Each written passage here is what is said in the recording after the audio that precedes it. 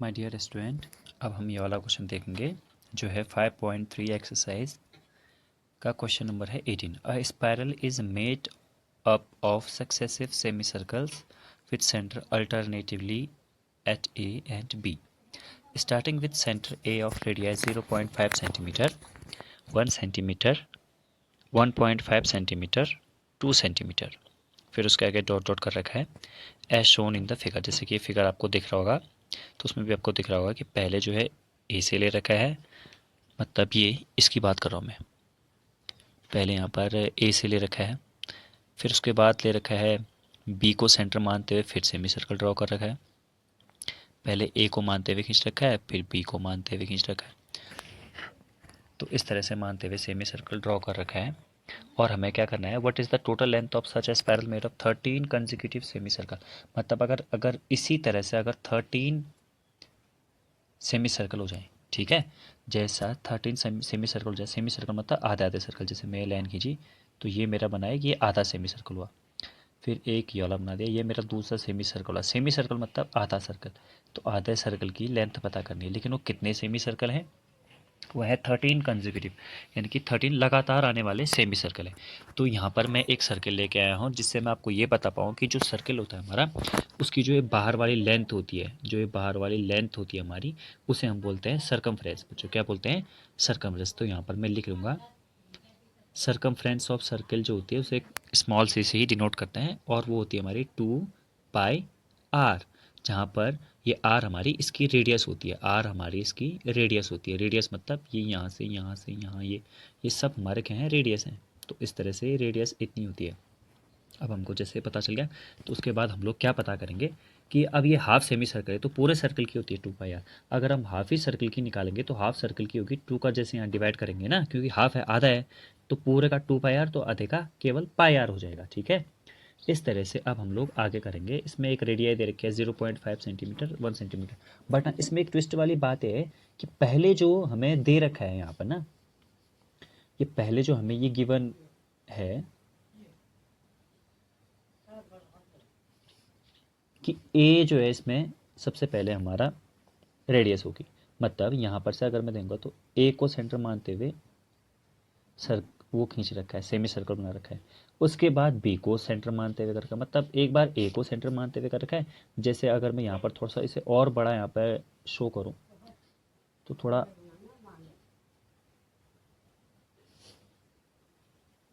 बड़ा, मैं अगर केवल इसी सी को दिखाऊं तो मतलब इसमें है क्या, पहले हमने ए को सेंटर मान के ये सेमी सर्कल खींचा, ठीक है। फिर उसके बाद हमने क्या कर रखा है, फिर हमने बी को सेंटर मान के ये सेमी सर्कल खींच रखा है, ये बड़ा वाला, ये बी। फिर हमने क्या कर रखा है, फिर हमने ए को मानते हुए ये खींच रखा है। फिर हमने क्या कर रखा है, फिर हमने बी को मानते हुए ये खींच रखा है। तो इस तरह से अल्टरनेटली चलते हुए जा रहा है। अल्टरनेटली इन द सेंस मतलब पहले ए को मान रखा है, फिर उसके बाद बी को मान रखा है, फिर ए को, फिर बी को, फिर ए को, फिर बी को मान रखा है।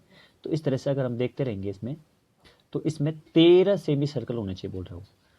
कितने सेमी सर्कल होने चाहिए? 13। तो ये 13 अगर हमने बनाने हैं तो सबसे पहले इन 13 की मुझे लेंथ पता करनी पड़ेगी। 13 की लेंथ कितनी होगी टोटल?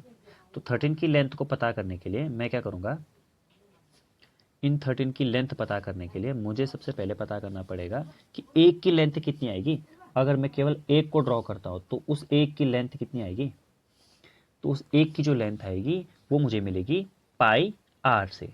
आर मतलब रेडियस। तो अगर मैं केवल पहले वाले सेमी सर्कल की लेंथ निकालूंगा तो यानी कि लेंथ ऑफ सेमी सर्कल, यानी कि स्पायरल, तो length of LENGTH, length of first spiral, पहले वाले स्पायरल की अगर मैं लेंथ पता करूंगा तो वो आ जाएगी मेरे पास पाई इंटू आर। यानी कि ये कितनी है, फर्स्ट यहाँ पे देख लीजिए, रेडियाई दे रखिए 0.5 सेंटीमीटर। तो ये इतना हो गया, इसके पहले वाले की लेंथ होगी।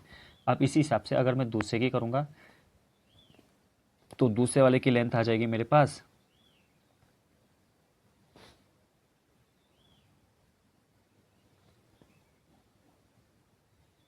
पाई इंटू 0, नहीं 1 है, सॉरी, ये पाई इंटू 1 है, पाई इंटू 1 सेंटीमीटर है। फिर उसके बाद अगर मैं ऐसे ही तीसरे वाले की पता करूँगा तो तीसरे वाले की आ जाएगी मेरी पाई इंटू 1.5, ऐसे चौथ वाले की पता करूँगा तो पाई इंटू 2। तो इस तरह से मेरे आगे बढ़ते जाएंगे, कहाँ तक, 13 तक बढ़ते जाएंगे, क्योंकि 13 सेमी सर्कल की निकालनी है ना। तो बच्चों पहले वाले सेमी सर्कल कितनी की, पाई इंटू 0.5, ये होगी पहले वाले की, पहला दूसरा तीसरा चौथा, इसी तरह से बढ़ते जाएंगे 13 तक होते जाएगा। अगर मैं आप लोगों से बोलूँ तो ये क्या है, ये हमारे पास एक AP जैसी दिख रही है हमें, ठीक है। तो जिसका ये पहला वाला टर्म हो गया, यानी कि A1 ये हो गया, A2 हमारा ये हो गया, A3 हमारा ये हो गया, A4 हमारा ये हो गया। अब हम क्या करेंगे, अब हम बच्चों क्या करते हैं, इन सबको हम ऐड करते हैं। तो जब हम इनको ऐड करेंगे तो सबसे पहले बात बताओ, तो ये पहला दूसरा तीसरा चौथा ये तो होते रहा, ठीक है। अब आप लोग को ये पता होना चाहिए कि यहाँ पर से पाई कॉमन आ रहा है। अगर मैं इन सबको देखूँ तो इसमें से पाई कॉमन आ रहा है, तो अंदर बचेगा 0.5 और प्लस फिर 1, फिर प्लस करेंगे तो हो जाएगा 1.5, फिर प्लस करूंगा तो ये हो जाएगा। तो ऐसे करते करते करते करते कहाँ तक जाएगा, आगे तक जाएगा, यानी कि ये जाएगा मेरा 13th टर्म तक, मतलब 13th टर्म तक नहीं जाएगा, ये जाएगा 1 2 3 4, इस तरह से आगे बढ़ाते बढ़ाते बढ़ाते बढ़ाते 13, तो टोटल 13 सेमी सर्कल होना चाहिए ना। तो 1 2 3 4, तो इस तरह से 9 और बचेंगे मेरे, तो यानी कि टोटल मेरे पास 13 सेमी सर्कल यहाँ पर आ जाएंगे।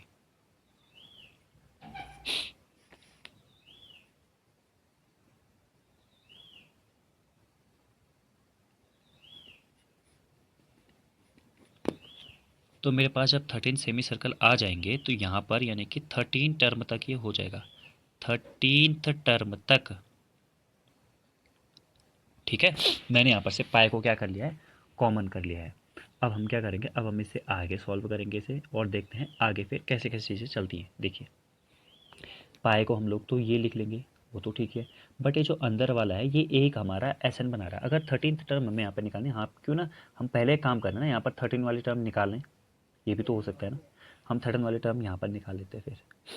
तो यहाँ पे A13 को अगर मैं लिखूंगा तो A13 को लिखना पड़ेगा मुझे A+12D, ये तो होता है A+N-1 इंटू डी। अब मैं क्या करूँगा, यहाँ पर A13 को निकालने के लिए A वो तो है 0.5 प्लस 12 इंटू डी।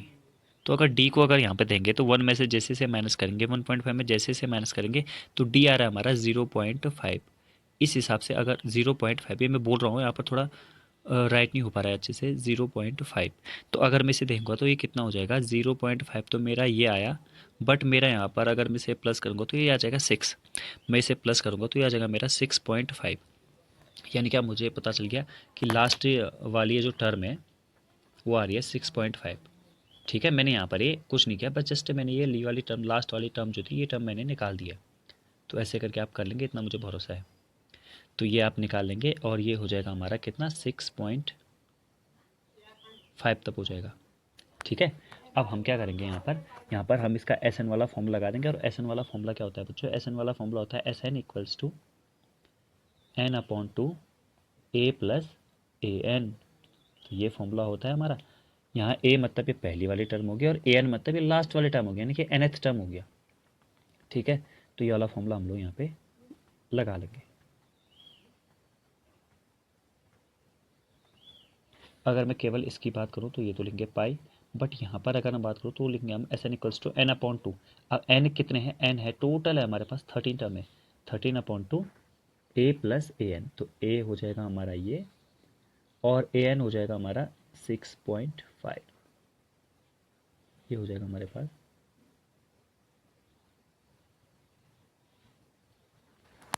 AN। अब हम क्या करेंगे, अब हम यहाँ पर इसको लिख लेते हैं 13,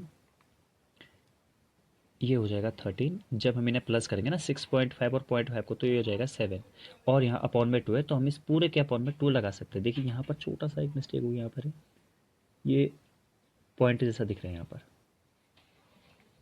तो ये हो जाएगा हमारा 13। अब हम क्या करेंगे, पाई की वैल्यू जो हमें लेनी है वो 22/7 लेनी है। ये मुझे कैसे पता चला, क्योंकि क्वेश्चन में बोला गया था, ये जो है क्वेश्चन में बोला गया था कि पाई की वैल्यू हमें लेनी है 22/7, जैसा कि आप लोग यहाँ पर देख पा रहे होंगे, पाई की वैल्यू 22/7। बस अब वही मैं पाई की वैल्यू 22/7 यहाँ पे रख दूंगा। तो उसके बाद क्या होगा देखिए आप, तो ये हो जाएगा मेरा 22/7 मल्टीप्लाइड बाई 13, 7 जा होता है 91, 91 अपॉन में 2 हो जाएगा। अगर मैं ऐसे कैंसिल आउट करता हूँ तो 2 से ये 22 कैंसिल आउट 11 टाइम्स और 7 से कैंसिल आउट 13 टाइम्स, तो 11 इंटू 13 का मल्टीप्लाई होता है। हाँ, ये बात जरूर आप मुझसे सीखिए कि 11 इंटू 13 होता कितना है। अगर हम 11 इंटू 13 करने बैठेंगे तो वैसे हमें टाइम लग जाएगा, बट अगर हम थोड़ा जल्दी करते हैं, थोड़ा अच्छे तरीके से करते हैं, तो ये थोड़ा और अच्छी बात रहेगी। तो देखिए करना है क्या आपको, 13 का लास्ट में कितना है 3 है, उसे एज इट इज़ उतार देना है। फिर 3 में ये पहला वाला नंबर प्लस करना है, 3 + 1 4, फिर 4 हो गया। अब बचा गया केवल ये 1 ही 1 बचा है, तो 1 1 के साथ कोई कैरी वेरी नहीं है, तो 143, यानी कि 143 सेंटीमीटर हमारी टोटल लेंथ ऑफ स्पायरल आएगी। जो कि कितने कंजिक्यूटिव में लगे, कंजिक्यूटिव स्पायरल कितने बनेंगे हमारे 13, जो उसकी 13 सेमी सर्कल बनेंगे, उसकी टोटल लेंथ हमारी 143 सेंटीमीटर आएगी। Thank you.